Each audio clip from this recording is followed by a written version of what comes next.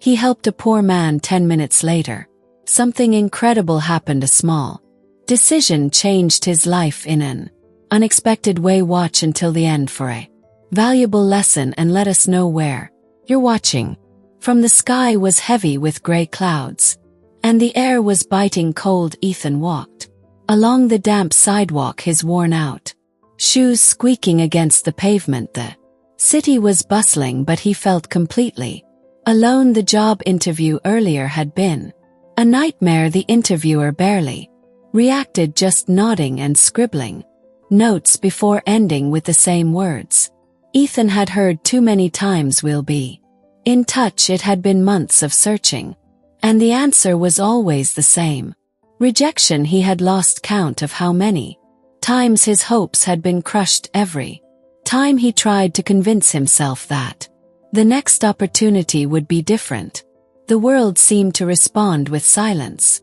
He reached into his pocket, just a few crumpled bills left, enough for a simple meal, but after that he had no idea, no backup plan, no way forward. In thought, his eyes landed on a figure sitting against a closed storefront, an old man, shivering, his clothes ragged, hands clutching his stomach in hunger. His eyes were empty, like someone who had lost all hope. Ethan slowed his steps. The first raindrops began to fall. He could just walk past like everyone else, ignore it, pretend it wasn't his problem. That would be easier, but his feet refused to move forward. People rushed by, too busy with their own lives to notice. No one stopped.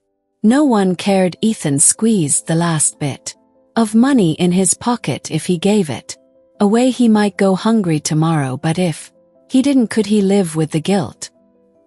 He looked at the old man again, his pale face, trembling body. Ethan saw himself in him, trapped, helpless, desperate. With a deep breath, Ethan stepped into a nearby food stall, bought some bread and hot coffee, then walked back. The old man was still there, unmoving, as if waiting for the end. Ethan knelt beside him and handed him the food along with a small bill. "Here, sir, eat this." The man looked up, eyes welling with tears. He stared at Ethan as if he couldn't believe someone had actually stopped for him. His hands trembled as he took the food, his lips moving, trying to say something, but no words came out. Ethan just smiled and walked away. His own situation hadn't changed. He was still jobless, still uncertain about tomorrow, but somehow his heart felt lighter, at least for one night. Someone wouldn't have to sleep on an empty stomach, sitting alone on a park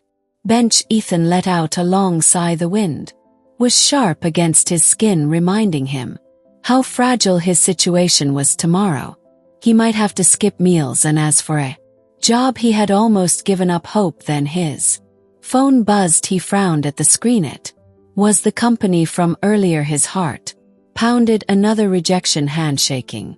He answered. "Hello." His voice came out more nervous than he intended. A serious voice responded. Ethan braced himself for the words he knew too well. "We regret to inform you, but those words never came." Instead, the voice said, "Congratulations, Ethan, we've decided to hire you." Ethan froze, his eyes widened, struggling to process what he had just heard. Wait, I got the job." The person on the line chuckled. "Yes, actually I wanted to tell you sooner, but first I needed to confirm something." Ethan frowned. "Confirm what?" "This afternoon I happened to witness something incredible." A young man, clearly struggling himself but still willing to help someone in need. "That man was you."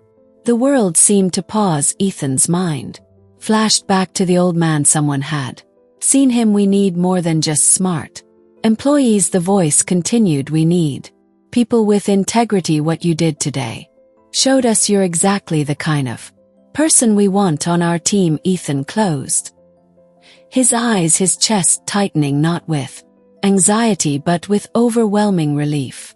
Thank you so much. I don't even know what to say. Just be here tomorrow morning to sign the contract." And Ethan, "Never stop being who you are." The call ended, but Ethan could still feel the impact in his chest. He looked up at the Sky now clearing after the rain. It was as if the universe itself was signaling a new beginning. He had given something small, expecting nothing in return, but life had its own way of repaying kindness in the most unexpected ways.